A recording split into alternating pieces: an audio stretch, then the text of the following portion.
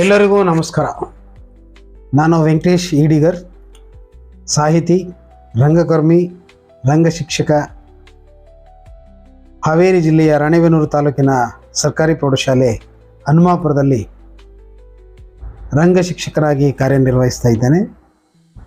ಇವತ್ತಿನ ದಿವಸ ಸನ್ಮಿತ್ರ ರಾಘವೇಂದ್ರ ಹಳಪೇಟಿಯವರು ಮುನ್ನಡೆಸ್ಕೊಂಡು ಬರ್ತಾ ಇರುವಂತಹ ವಾರಕ್ಕೊಂದು ಕಥಾಮಾಲಿಕೆಯ ವಿಶೇಷ ಅತಿಥಿಯಾಗಿ ತಮ್ಮ ಮುಂದೆ ಒಂದೆರಡು ಮಾತುಗಳನ್ನು ಹಂಚಿಕೊಳ್ಳಿಕ್ಕೆ ಇಷ್ಟಪಡ್ತಾ ಇದ್ದೇನೆ. ಇದರ ಜೊತೆಗೆ ವಿಶ್ವರಂಗಭೂಮಿಯ ದಿನಾಚರಣೆಯ ಕುರಿತು ಒಂದೆರಡು ಅಭಿಪ್ರಾಯಗಳನ್ನು ಕೂಡ ಹಂಚಿಕೊಳ್ಳಿಕ್ಕೆ ಉತ್ಸುಕನಾಗಿದ್ದೇನೆ. ಆತ್ಮೀಯರೇ, ಇವತ್ತಿನ ಈ ಸಂಚಿಕೆಯ ವಿಶೇಷವಾದಂಥ ವಿಷಯ ಅಂದರೆ ಕತೆ. ಕತೆ ಅಂದರೆ ಏನು, ಕತೆಯ ಮಹತ್ವ ಏನು, ಮಕ್ಕಳಲ್ಲಿ ಈ ಕತೆಗಳು ಯಾವ ರೀತಿಯ ಪರಿಣಾಮವನ್ನು ಬೀರ್ತವೆ, ವ್ಯಕ್ತಿಗತವಾಗಿ, ದೈಹಿಕ ಮತ್ತು ಮಾನಸಿಕವಾಗಿ ಮಕ್ಕಳಲ್ಲಿ ಯಾವ ರೀತಿಯ ಧನಾತ್ಮಕವಾದಂತಹ ಪರಿಣಾಮವನ್ನು ಬೀರಿ ಅವರ ಜೀವನದಲ್ಲಿ ಉನ್ನತವಾದಂಥ ಸಾಧನೆಯನ್ನು ಮಾಡಲಿಕ್ಕೆ ಕಾರಣ ಆಗ್ತವೆ ಅನ್ನುವಂಥ ವಿಷಯವನ್ನು ತಮ್ಮ ಮುಂದೆ ಹಂಚಿಕೊಳ್ಳಿಕ್ಕೆ ಇಷ್ಟಪಡ್ತಾ ಇದ್ದೇನೆ. ಆತ್ಮೀಯರೇ, ಕತೆ ಅಂದರೆ ಒಂದು ವಿಷಯವನ್ನು ಕುತೂಹಲಭರಿತವಾಗಿ, ಸ್ವಾರಸ್ಯಭರಿತವಾಗಿ ಮಕ್ಕಳಿಗೆ ಹೇಳುವುದು, ಅದೇ ಕತೆ ಅಂತ ಅನಿಸ್ಕೊಳ್ತದೆ.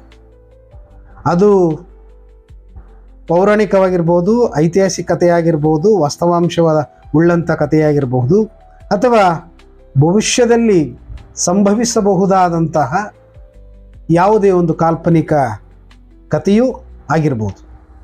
ಆದರೆ ಈ ಎಲ್ಲ ಕಥಾ ವಿಷಯಗಳು ಮಕ್ಕಳಲ್ಲಿ ಕಲಿಕಾ ಆಸಕ್ತಿಯನ್ನು ಉಂಟು ಮಾಡುತ್ತೆ. ಅಭಿವ್ಯಕ್ತಿಯ ಮೂಲಕ ಹೇಳಿದಾಗ ಮಕ್ಕಳಲ್ಲಿ ನಾವು ಹೇಳುವ ವಿಷಯದ ಕಡೆಗೆ ಹೆಚ್ಚು ಆಸಕ್ತಿ ಉಂಟಾಗಿ ನಾವೇನು ಹೇಳ್ತಾ ಇದ್ದೀವಿ ಅನ್ನುವಂಥದ್ದು ಅವುಗಳನ್ನು ಕೇಳ್ತಾ ಇದ್ರು. ಸೊ ಆ ನಿಟ್ಟಿನಲ್ಲಿ ಮಕ್ಕಳಿಗೆ ನಾವು ಕಥೆಗಳನ್ನು ಹೇಳೋದರಿಂದ ಅವರಲ್ಲಿ ಸೃಜನಶೀಲತೆ ಬೆಳೆಯುತ್ತೆ, ಕಲಿಕೆಯ ಆಸಕ್ತಿ ಬೆಳೆಯುತ್ತೆ, ಮತ್ತು ಕೂಡಿ ಬಾಳುವಂತಹ ಒಂದು ಅಂಶಗಳಲ್ಲಿ ಸಹಜೀವನದ ಗುಣಗಳು ಬೆಳೀತವೆ, ಸಹಕಾರದ ಗುಣಗಳು ಬೆಳೀತವೆ, ಮತ್ತು ಪರಸ್ಪರರಿಗೆ ಹೊಂದಾಣಿಕೊಂಡು ಬದುಕುವಂಥ ಆ ಒಂದು ಗುಣ ಬೆಳೆಯುತ್ತೆ. ಈ ಎಲ್ಲ ವಿಷಯಗಳು ಅವರಲ್ಲಿ ಕಥೆಗಳ ಮೂಲಕ ಅವರಿಗೆ ತಿಳುವಳಿಕೆ. ಹಿಂಗೆ ಒಬ್ಬ ವ್ಯಕ್ತಿಯ ಸಂಪೂರ್ಣ ವಿಕಾಸದ ಕಡೆಗೆ ಹೆಚ್ಚು ಗಮನ ವಹಿಸುವ ಕಾರಣಕ್ಕಾಗಿ ನಾವು ಮಕ್ಕಳಲ್ಲಿ ಕಥೆಗಳನ್ನು ಹೇಳಿದರೆ ಮಕ್ಕಳ ದೈಹಿಕ ಮತ್ತು ಮಾನಸಿಕ ವಿಕಾಸಕ್ಕೆ ನಾವು ಅವಕಾಶ ಮಾಡಿಕೊಟ್ಟಂತಾಗುತ್ತೆ. ಅಂತಹ ಒಂದು ವಿಶಿಷ್ಟವಾದಂತಹ ಕಥಾಮಾಲಿಕೆಯ ಕಥೆಯನ್ನು ಒಂದು ಸರಣಿಯನ್ನು ಸನ್ಮಿತ್ರ ರಾಘವೇಂದ್ರ ಹಳಪೇಟಿಯವರು ನಡೆಸ್ಕೊಂಡು ಬರ್ತಾ ಇದ್ದಾರೆ. ಇವತ್ತು ಆ ಒಂದು ವಿಶ್ವ ರಂಗಭೂಮಿಯ ದಿನಾಚರಣೆ ಕೂಡ ಈ ಸಂದರ್ಭದಲ್ಲಿ ಇರೋದರಿಂದ ಇಡೀ ಜಗತ್ತೇ ಒಂದು ರಂಗಭೂಮಿ, ನಾವುಗಳೆಲ್ಲ ಪಾತ್ರಗಳು. ಸೊ ಅದಕ್ಕೆ ಒಬ್ಬ ನಾಟಕಕಾರ ಹೇಳ್ತಾನೆ, ಈ ಜಗವೇ ನಾಟಕ ರಂಗ, ನಾನು ನೀನು ಅವನು ಅವಳು ಎಲ್ಲ ಪಾತ್ರಗಳು, ಲುಳ್ಳುಳ್ಳುಳ್ಳುಳ್ಳುಳ್ ಎಲ್ಲ ಪಾತ್ರಗಳು ಅಂಥೇಳಿ. ಈ ಜಗತ್ತೇ ಅನ್ನುವಂಥದ್ದು ಒಂದು ರಂಗಭೂಮಿಯಾಗಿರೋದ್ರಿಂದ ನಮ್ಮ ಜೀವನದಲ್ಲಿ ಘಟಿಸಬಹುದಾದಂಥ ಪ್ರತಿಯೊಂದು ಘಟನೆಗಳು ರಂಗಭೂಮಿಯ ಮೂಲಾಂಶಗಳಲ್ಲಿ ಒಳಪಡೋದ್ರಿಂದ ನಾಳೆ ವಿಶ್ವರಂಗಭೂಮಿ ದಿನಾಚರಣೆಯ ದಿನ ನಾವೆಲ್ಲರೂ ಅತ್ಯಂತ ವಿಜೃಂಭಣೆಯಿಂದ ಈ ಒಂದು ವಿಶ್ವ ರಂಗಭೂಮಿ ದಿನಾಚರಣೆಯನ್ನು ಆಚರಿಸಿ ರಂಗಭೂಮಿಯ ಮೂಲಕ ಸಮಾಜದ ಸುಧಾರಣೆಗೆ ಕಾರಣೀಕರ್ತರಾಗೋಣ ಅಂತ ಹೇಳ್ತಾ ನನ್ನ ಈ ಎರಡು ಮಾತುಗಳನ್ನು ಮುಗಿಸ್ತೇನೆ. ಎಲ್ಲರಿಗೂ ವಿಶ್ವರಂಗಭೂಮಿಯ ದಿನಾಚರಣೆಯ ಶುಭಾಶಯಗಳೊಂದಿಗೆ ನನ್ನ ಈ ಎರಡು ಮಾತುಗಳನ್ನು ಮುಕ್ತಾಯ ಮಾಡ್ತೇನೆ. ನಮಸ್ಕಾರ. ನಾವು ಹೇಳುವ ಕಥೆಗಳು ಮಕ್ಕಳಿಗೆ ಮೊನೋಟನಸ್ ಆಗಿದ್ದರೆ, ಅಂದರೆ ಏಕತಾನತೆಯಿಂದ ಕೂಡಿದರೆ ಮಕ್ಕಳಲ್ಲಿ ಕೇಳುವಿಕೆಯ ಆಸಕ್ತಿ ಕಡಿಮೆಯಾಗುತ್ತೆ. ಅವರ ಗಮನ ಎಲ್ಲೆಲ್ಲೋ ಬೇರೆ ಬೇರೆ ಕಡೆಗೆಲ್ಲ ಹೋಗುತ್ತೆ. ಸೊ ಹಾಗಾದಾಗ ಕಥೆಯ ವಿಷಯ ಮಕ್ಕಳಿಗೆ ಇಡಿಸೋದಿಲ್ಲ, ಅದು ಪಾಠದ ವಿಷಯ ಮಕ್ಕಳಿಗೆ ಇಡಿಸೋದಿಲ್ಲ. ಅಂದರೆ ಮಕ್ಕಳಿಗೆ ನಾವು ಹೇಳುವ ಪಾಠದ ವಿಷಯ ಹಿಡಿಸಬೇಕಂತಂದರೆ ಪಾಠವನ್ನು ಕಥೆಯ ರೂಪದಲ್ಲಿ ನಾವು ಅದನ್ನು ವಿವರಿಸಿದಾಗ, ಅದರ ಬೋಧನೆ ಮಾಡಿದಾಗ ಮಕ್ಕಳಿಗೆ ಆಸಕ್ತಿ ಹುಟ್ಟುತ್ತೆ. ಕಥೆಯೊಳಗೆ ಏನಿದೆ, ಏನಾಗಬಹುದು ಅನ್ನೋದು. ಕಾರಣ ಏನಂತಂದರೆ ಕತೆ ಅನ್ನುವಂಥದ್ದು ಭಾವಪೂರ್ಣವಾದಂಥದ್ದು, ಪಾತ್ರಗಳನ್ನು ಸೃಷ್ಟಿಸಿ ಕಣ್ಣು ಮುಂದೆ ತಂದು ನಿಲ್ಲಿಸುವಂತಹ ಗುಣವನ್ನು ಹೊಂದಿರುವಂಥದ್ದು, ಮತ್ತು ಅದು ನಮ್ಮ ಕಣ್ಣು ಮುಂದೆ ನಡೆಯುತ್ತೇನೋ ಅನ್ನುವಂಥ ಒಂದು ನಾವೇನು ದೃಶ್ಯವನ್ನು ನಮ್ಮ ಮುಂದೆ ರೂಢಿಸುವಂಥದ್ದು, ಕಲ್ಪನೆಗೆ ತರುವಂಥದ್ದು ಕಥೆಯ ಗುಣ ಆಗಿದೆ. ಸೊ ಹಾಗಾಗಿ ಕತೆ ಅಂದ ತಕ್ಷಣ ಮಕ್ಕಳಿಗೆ ಹೆಚ್ಚು ಆಸಕ್ತಿ ಮೂಡುತ್ತೆ, ಕೇಳುವಿಕೆಯ ಆಸಕ್ತಿ ಮೂಡುತ್ತೆ, ಹೇಳುವಿಕೆಯ ಆಸಕ್ತಿ ಕೂಡ ಮೂಡುತ್ತೆ. ಅಂಥ ಒಂದು ವಿಶೇಷ ಗುಣಲಕ್ಷಣವನ್ನು ಹೊಂದಿರುವಂಥ ಕತೆ ವಾರಕ್ಕೊಂದು ನಡ್ಕೊತ ಬರ್ತಾ ಇರುವಂಥದ್ದು ಮಕ್ಕಳಲ್ಲಿ ಒಂದು ಕಲಿಕಾ ಆಸಕ್ತಿಯನ್ನು ಮೂಡಿಸುವಂಥದ್ದಾಗಿರ್ಬೋದು, ಅವರಲ್ಲಿ ಒಂದು ಏಕತಾನತೆ, ಸೃಜನಶೀಲತೆ, ಸಹಬಾಳ್ವೆ, ಸಹಕಾರದ ಗುಣಗಳನ್ನು ಬೆಳೆಸಲಿಕ್ಕೆ ಈ ಕತೆ ಮಾಧ್ಯಮ ಸಹಕಾರಿಯಾಗುತ್ತೆ. ಅಂಥ ಒಂದು ವಿಶಿಷ್ಟವಾದಂಥ ಕಾರ್ಯಕ್ರಮವನ್ನು ನಡೆಸ್ಕೊಂಡು ಬರ್ತಾ ಇರೋದು ನಿಜಕ್ಕೂ ಶ್ಲಾಘನೀಯಕಾರಿಯಾಗಿದೆ. ಮುಂದೆಯೂ ಕೂಡ ಇಂತಹ ಅನೇಕ ಕಥೆಗಳು ಮೂಡಿಬರಲಿ ಅಂತ ಹೇಳ್ತಾ ವಿಶ್ವರಂಗಭೂಮಿಯ ದಿನಾಚರಣೆಯ ಶುಭಾಶಯಗಳನ್ನು ಕೊಡ್ತಾ ಇದ್ದೇನೆ. ಇಡೀ ಜಗತ್ತೇ ಒಂದು ರಂಗಭೂಮಿ, ನೀವುಗಳೆಲ್ಲ ಪಾತ್ರಗಳು. ಆ ಒಂದು ರಂಗಭೂಮಿ ಅನ್ನುವಂಥದ್ದು ಕಥೆಯ ರೂಪದಲ್ಲಿ ಕಥೆಯ ಗುಣಲಕ್ಷಣಗಳನ್ನೇ ಹೊಂದಿರುವಂಥ ಒಂದು ಮಾಧ್ಯಮ. ಅದು ಕೂಡ ಸಮಾಜದಲ್ಲಿ ಏನು ನಡೆಯುತ್ತೆ ಅನ್ನೋದನ್ನು ಪ್ರೇಕ್ಷಕರಿಗೆ ತೋರಿಸುವ ಮೂಲಕ, ಭಾವಾಭಿವ್ಯಕ್ತಿಯ ಮೂಲಕ ತೋರಿಸುವ ಮೂಲಕ, ಮತ್ತು ಶೋಷಣೆಯ ವಿರುದ್ಧ ಪ್ರತಿಭಟಿಸುವಂಥ ಗುಣವನ್ನು ಹೊಂದಿರುವಂತಹ ಮಾಧ್ಯಮ ಯಾವುದಂತಂದರೆ ಅದು ರಂಗಭೂಮಿ. ಮತ್ತು ಇಡೀ ವಿಶ್ವದ ಜನರ ಜೀವನದ ಪ್ರತಿಬಿಂಬವಾಗಿ ಪರಿಣಮಿಸಿ ಅದು ನಮ್ಮನ್ನು ಜಾಗೃತಗೊಳಿಸುವಂಥ ಒಂದು ಮಾಧ್ಯಮವಾಗಿದೆ. ಅಂಥ ಒಂದು ವಿಶ್ವ ರಂಗಭೂಮಿಯ ದಿನಾಚರಣೆಯನ್ನು ನೀವುಗಳೆಲ್ಲ ಬಹಳ ಉತ್ಸುಕತೆಯಿಂದ ಆಚರಿಸೋಣ ಅನ್ನುವಂಥ ಮಾತುಗಳನ್ನು ಹೇಳುವ ಮೂಲಕ ನನ್ನೆರಡು ಮಾತುಗಳಿಗೆ ವಿರಾಮ ಹೇಳ್ತೇನೆ. ನಮಸ್ಕಾರ.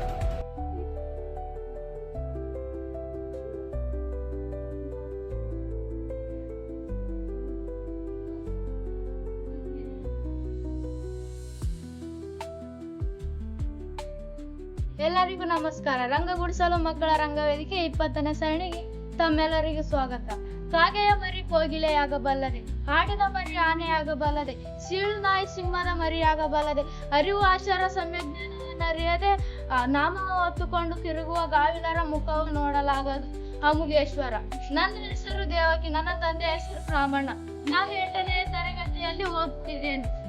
8ನೇ ತರಗತಿಯಲ್ಲಿ ಓದುತ್ತಿದ್ದು ನನ್ನ ಸಹಪಾಠಿಯಾದ ಮಲ್ಲಿಕಾರ್ಜುನನ್ನು ಇವತ್ತು ನಿಮ್ಮ ಮುಂದೆ ಶಿಕ್ಷಕರ ಮೇಲಿರುವ ಪ್ರೀತಿ ಎಂಬ ಕಥೆಯನ್ನು ಶೀರ್ಷಿಕೆಯನ್ನು ಇಟ್ಟುಕೊಂಡು ಕಥೆಯನ್ನು ಹೇಳಲು ಬಂದಿದ್ದಾರೆ. ಅವರನ್ನು ಸ್ವಾಗತ. ನಮಸ್ಕಾರಗಳು. ನನ್ನ ಹೆಸರು ಮಲ್ಲಿಕಾರ್ಜುನ್, ನನ್ನ ತಂದೆ ಹೆಸರು ಬಸಪ್ಪ. ನಾನು ಹೇಳುತ್ತಿರುವ ಕಥೆಯ ಶೀರ್ಷಿಕೆ ಶಿಕ್ಷಕರ ಮೇಲಿನ ಪ್ರೀತಿ.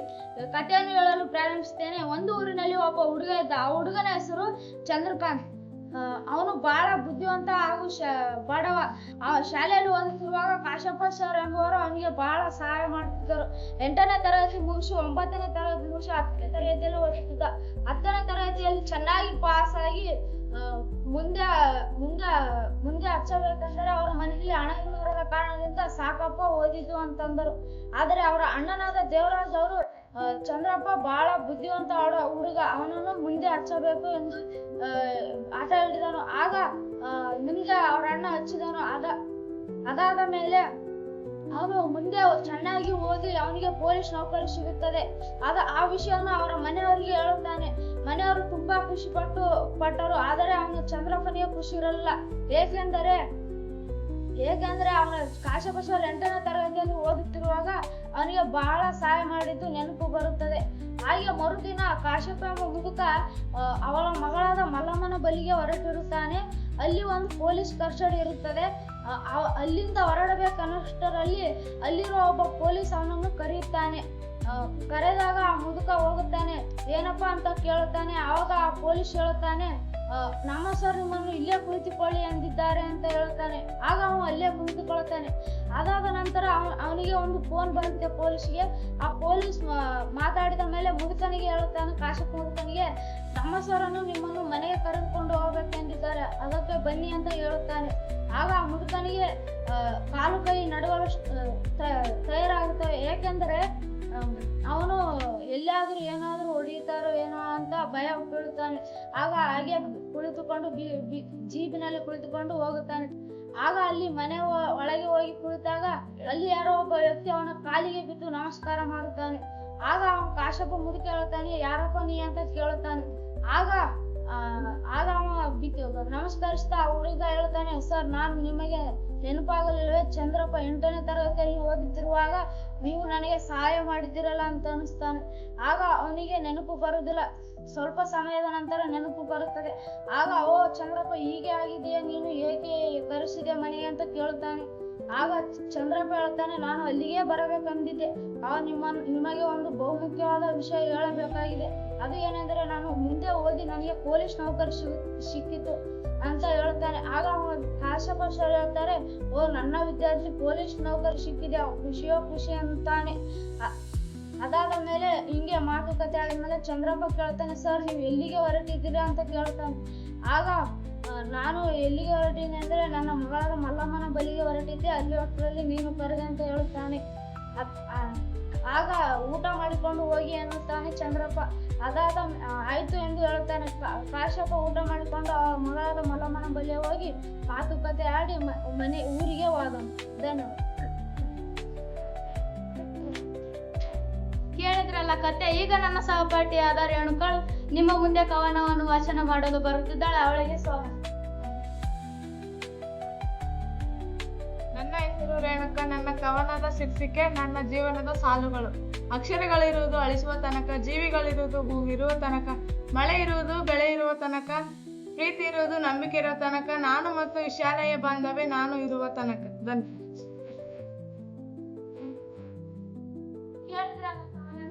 ಈಗ ಕವಿ ಪರಿಚಯವನ್ನು ಹೇಳಲು ಬರುತ್ತಿದ್ದಾಳೆ ಚಂದ್ರಕಲಾ. ಅವಳಿಗೆ ಸ್ವಾಗತ.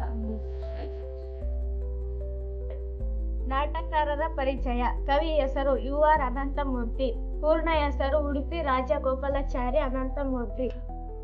ಕಾಲ ಸ್ಥಳ ಶಿವಮೊಗ್ಗ ಜಿಲ್ಲೆಯ ತೀರ್ಥಹಳ್ಳಿ ತಾಲೂಕಿನ ಮೇಳಿಗೆ ಗ್ರಾಮದಲ್ಲಿ 21 ಅಕ್ಟೋಬರ್ 1932ರಲ್ಲಿ ಜನಿಸಿದರು. ತಂದೆ ಹೆಸರು ರಾಜಗೋಪಾಲಾಚಾರ್ಯ, ತಾಯಿ ಹೆಸರು ಸತ್ಯಭಾಮ. ಇವರ ಮರಣ 22 ಆಗಸ್ಟ್ 2014ರಲ್ಲಿ ಮರಣ ಹೊಂದಿದರು. ನಾಟಕಗಳು ಆವಾಹನೆ ಮುಂತಾದವು. ಕವನ ಸಂಕಲನಗಳು ಮಿಥುನ, ಅಜ್ಜನ ಹೆಗಲ ಮೇಲೆ ಸೊಕ್ಕುಗಳು, 15 ಪದ್ಯಗಳು.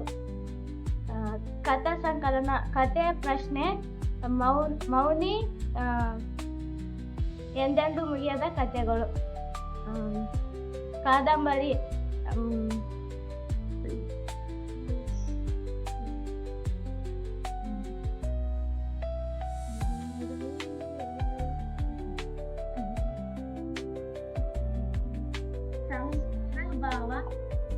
ಸಂಸ್ಕಾರ ಭಾವ ಮುಂತಾದವು. ವೈಚಾರಿಕ ಬರಹಗಳು, ಪ್ರಜ್ಞೆ ಮತ್ತು ಪರಿಸರ, ಯುಗ ಪಲ್ಲಾಟ, ಸನ್ನಿವೇಶ ಮುಂತಾದವು. ಪ್ರಶಸ್ತಿಗಳು ಜ್ಞಾನಪೀಠ ಪ್ರಶಸ್ತಿ, ಕರ್ನಾಟಕ ಸಾಹಿತ್ಯ ಅಕಾಡೆಮಿ ಪ್ರಶಸ್ತಿ, ನಾಡೋಜ ಪ್ರಶಸ್ತಿ ಮುಂತಾದ ಪ್ರಶಸ್ತಿಗಳು ಸಂದಿವೆ. ಧನ್ಯವಾದಗಳು.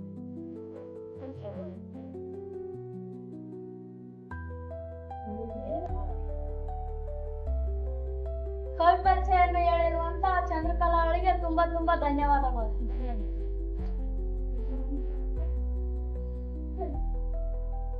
ರಂಗಗುಡಿಸಲು ಮಕ್ಕಳ ರಂಗವೇದಿಕೆ 20ನೇ ಸರಣಿಯಲ್ಲಿ ಭಾಗವಹಿಸಿದ ನನ್ನ ಸಹಪಾಠಿಯಾದ ಮಲ್ಲಿಕಾರ್ಜುನ ಅವನಿಗೆ ನಾನು ಕಾಣಿಕೆಯನ್ನು ಕೊಡುತ್ತಿದ್ದೇನೆ.